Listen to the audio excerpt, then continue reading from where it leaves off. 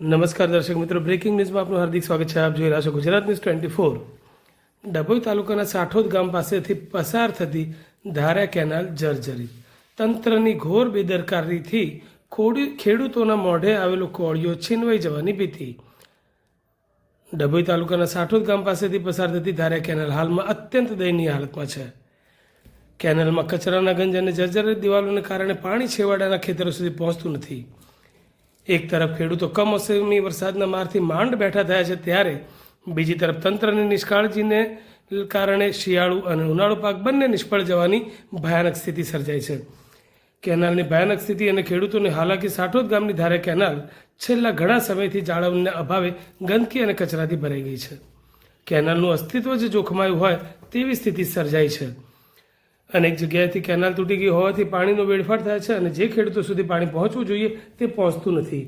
પાકની સ્થિતિ અત્યારે જોવા જઈએ તો હાલ ખેતરોમાં ઘઉં, કપાસ, દિવેલા, મકાઈ અને તલ જેવા મહત્વના પાકો ઊભા છે. આ પાકોને હાલ પાણીની સખત જરૂર છે અને તંત્રની નિષ્કાળજી સામે આવી રહી છે. ત્યારે અધિકારીઓની ઉદાસીનતાને કારણે છેવાડાના ખેડૂતો સુધી પાણી નથી પહોંચી રહ્યું, જેને પગલે ખેડૂતોમાં ભારોભાર રોષ જોવા મળી રહ્યો છે.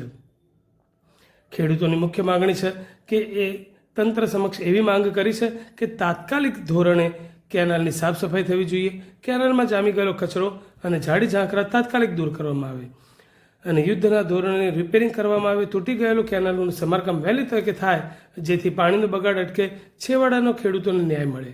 કેનાલના છેડા સુધી પાણી પહોંચે તેવી વ્યવસ્થા કરવામાં આવે, જેથી ખેડૂતોનો પાક બચી શકે. કમોસમી વરસાદે પહેલેથી જ ખેડૂતોની કમર તોડી નાખી છે અને હવે જો નહેરનું પાણી સમયસર નહીં મળે તો ખેડૂતોને આત્મહત્યા કરવાનો પણ વારો આવશે. તંત્ર જાગે અને ખેડૂતોની માંગણીને સંતોષે તેવું સ્થાનિક ખેડૂતોએ જણાવ્યું હતું. જો વહેલી તકે કેનાલનું રિપેરિંગ અને સફાઈ નહીં થાય તો સાઠોદ અને તેની આસપાસના ગામના ખેડૂતોનું મસ્ત મોટું આર્થિક નુકસાન વેઠવાનો વારો આવશે. શું સિંચાઈ વિભાગ આ મામલે સક્રિય થશે? વહેલી તકે રિપેરિંગ કરી અને ખેડૂતોની માંગણીઓ સંતોષે તે જોવાનું રહ્યું.